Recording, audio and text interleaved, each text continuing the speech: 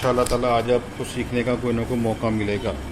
The most common semi solid doses form, मतलब इसमें हमने ये बताना है कि सबसे कॉमन जो है ना वो डोजेज फॉर्म इसमें से कौन सी है जो कि सेमी सॉलिड है। बेटा सपोजिटरीज़ को तो एक तरफ कर लें क्योंकि सपोजिटरीज़ जो है ना वो सॉलिड के अंदर आती है। अच्छा, लोशन और लिनीमेंट ये लिक्विड डोजेज फॉर्म है, ठीक है। आप इसको कह लें कि ये ऐसी डोजेज फॉर्म है बेटा कि जिसके अंदर ये फ्लो भी रखते हैं। तो बेस्ट ऑप्शन इसमें हमारे पास ऑइंटमेंट है। Ointment is just like the cream, कि ये क्रीम की तरह के होते हैं। तो इसलिए जो most common semi solid doses form है वो दो ही होते हैं, या तो ऑइंटमेंट होगा या फिर क्रीम होगा। तो बेस्ट ऑप्शन इसमें ए बनता है। In infusion the ingredient are melted together by the dash order of melting point, ascending order of melting point, मतलब सबसे पहले वो मेल्ट होगा जिसका टेम्परेचर सबसे कम होगा, उसके बाद उससे ज़्यादा, उसके बाद उससे ज़्यादा, और अल्टीमेटली सबसे एंड पे वो चीज़ मेल्ट होगी जिसका मेल्टिंग पॉइंट सबसे ज़्यादा हाईएस्ट होगा। In wet gum method, the fixed oil, water and acacia ratio are 4:2:1। ये फिक्स है बेटा, आपकी बुक में लिखा हुआ है कि अगर आप इसको इसके हिसाब से बनाते हैं, बिलफर्ज हम इसको 5 से मल्टीप्लाई कर देते हैं तो 20 रेशो कितना बनता है भला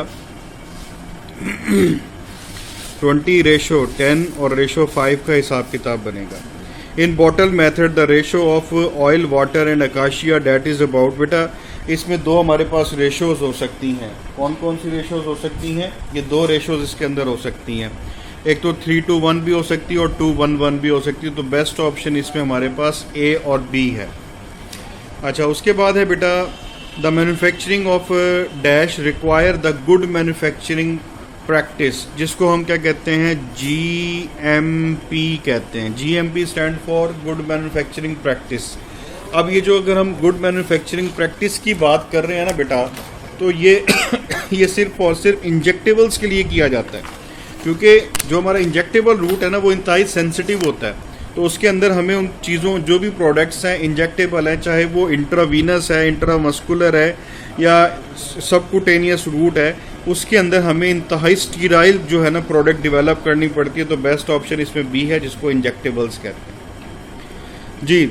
the procedure of validation for the manufacturing of injectable by 2 reason, मतलब कहने का ये है कि आप बेटा इंजेक्टेबल के जो मैन्युफैक्चर प्रोसीजिंग है उसको आप वैलिडेट क्यों करते हैं? दो वजूहात की वजह से। कौन कौन सी वजूहात है? नंबर 1 स्टेराइल, कि आपका इंजेक्टेबल स्टीराइल होना चाहिए। नंबर 2 है या नंबर सी है प्रिवेंशन ऑफ एडवर्स चेंज, उसमें किसी किस्म का चेंज नहीं आना चाहिए। देखें, स्टीराइल होगा तो जरासीम से फ्री होगा, मतलब आप ये कह लें कि फ्री ऑफ जर्म्स, ठीक है। और दूसरे नंबर पे ये है कि अगर फ्री ऑफ जर्म्स होगा ना तो उसमें कोई चेंज भी नहीं आएगा। तो बेस्ट ऑप्शन इसमें हमारे पास बी और सी बनता है। नेक्स्ट आपके पास है बेटा the pharmaceutical basis are require. बेटा याद रखिएगा, फार्मास्यूटिकल जो बेस है ना वो ऑइंटमेंट के लिए होता है और प्लस क्रीम के लिए होता है। ऑइंटमेंट के लिए होता है और प्लस किसके लिए होता है? क्रीम के लिए। तो बेस्ट ऑप्शन इसमें हमारे पास क्या बनेगा? बोथ ए एंड बी बनता है। Which one is not preservative? बेटा मिथाइल पैराबीन, क्लोरोब्यूटानॉल, बेंजोइक एसिड, ये प्रिजर्वेटिव है, आपकी बुक में लिखा हुआ है। लेकिन जो कैल्शियम क्लोराइड है, इट इज़ नॉट प्रिजर्वेटिव। ये कैल्शियम क्लोराइड क्या है? ये डील्यूकिसेंट है। डील्यूकिसेंट से मुराद ये है कि ये बेटा मॉइस्चर को एब्जॉर्ब करेगा और लिक्विड के अंदर क्या हो जाएगा? कन्वर्ट हो जाएगा। The antioxidant in pharmaceuticals are use to enhance. याद रखिएगा, एंटीऑक्सीडेंट जो है ना बेटा वो उसको ऑक्सीडेशन के प्रोसेस से रोकेगा, और ऑक्सीडेशन के प्रोसेस को रोकने का मतलब है कि आपने उसकी स्टेबिलिटी को इन्हांस करना है। याद रखिएगा, जब भी हम कोई भी प्रोडक्ट लेकर आते हैं ना बेटा, तो उसमें इस चीज़ का खास ख्याल रखा जाता है कि उसका ऑक्सीजन से रिएक्शन ना हो, क्योंकि अगर ऑक्सीजन से रिएक्शन होता है ना तो उसकी ऑक्सीडेशन हो जाती है और फिर उसके अंदर ऑक्सीजन इंट्रैप हो जाती है, फिर वो हमारे इस्तेमाल के काबिल नहीं रहती, डिग्रेड हो जाती है। Most common antioxidant agent use in pharmaceutical product are both A and B. सबसे कॉमन जो है ना बेटा वो एस्कॉर्बिक एसिड है, और एस्कॉर्बिक एसिड को विटामिन सी भी बोला जाता है। तो इसलिए बेस्ट ऑप्शन ए और बी बनता है इसमें। Water for injection are use for solubiliser. अक्सर आपने देखा होगा कि बेटा इंजेक्शन जो है ना वो सॉलिड फॉर्म के अंदर अवेलेबल होते हैं, पाउडर फॉर्म के अंदर अवेलेबल होते हैं। असल में ये होता है बेटा क्योंकि उनकी सॉल्युबिलिटी बहुत ही कम होती है, तो उनको सस्पेंडेड फॉर्म में लाने के लिए वाटर फॉर इंजेक्शन अलग से देना पड़ता है ताकि वो इमीडिएटली उनको यूनिफॉर्मली डिस्ट्रीब्यूट किया जाए और पेशेंट को एडमिनिस्ट्रेट कर दिया जाए। Suspending agent use in the pharmaceuticals to enhance the viscosity. बेटा देखें सस्पेंडिंग एजेंट करते क्या हैं, सस्पेंडिंग एजेंट क्या करते हैं, डिस्ट्रीब्यूट द सॉलिड यूनिफॉर्मली, कि बेटा वो सॉलिड को डिस्ट्रीब्यूट करते हैं यूनिफॉर्मली ताकि उसकी विस्कोसिटी को क्या किया जा सके बेटा, इम्प्रूव किया जा सके। अब जाहिर सी बात है, आप खुद सोचें कि जब सॉलिड को यूनिफॉर्मली डिस्ट्रीब्यूट करेंगे तो हर तरफ से सॉलिड का इक्वल इंटरेक्शन होगा सॉल्वेंट के साथ, तो इसलिए हम ये फिर कह सकते हैं कि बेटा उसकी विस्कोसिटी इन्हांस हो जाती है।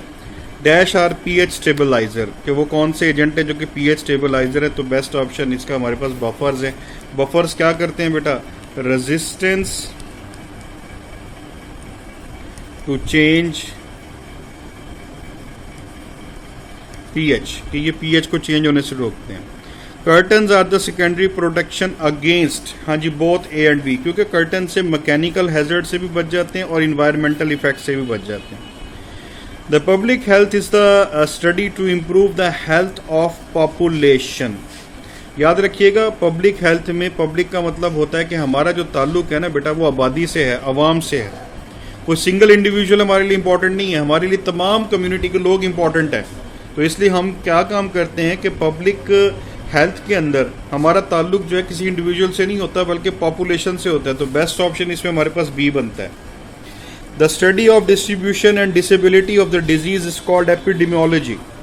एपिडेमियोलॉजी असल में क्या है कि manifestation of disease, manifestation of disease, के डिजीज का बनना पैदा होना, इसकी स्टडी को, डिजीज का फैलना, मतलब इसमें आपके पास स्प्रेडनेस भी आ जाती है कि डिजीज जो है वो स्प्रेड कैसे हो रही है। तो इसको बेटा हम क्या नाम देते हैं, study of distribution and disability of disease, that is called epidemiology. Sociology का ताल्लुक और साइकोलॉजी का ताल्लुक डिजीज से नहीं होता। Prevention of communicable drugs by the disease by the improvement of, याद रखिएगा बेटा कम्युनिकेबल डिजीज क्या होती हैं, ये वो डिजीज होती हैं जो कि एक दूसरे के सोशल कॉन्टेक्ट से फैलती हैं, हाथ मिलाने से, फिजिकली रिलेशन बनाने से फैलती हैं। तो इसको कंट्रोल कैसे किया जा सकता है, हाइजीनिसिटी, कि अपनी ज़िंदगी में सफाई का ख़ास ख्याल रखें और अपने लिविंग स्टैंडर्ड को इम्प्रूव करें।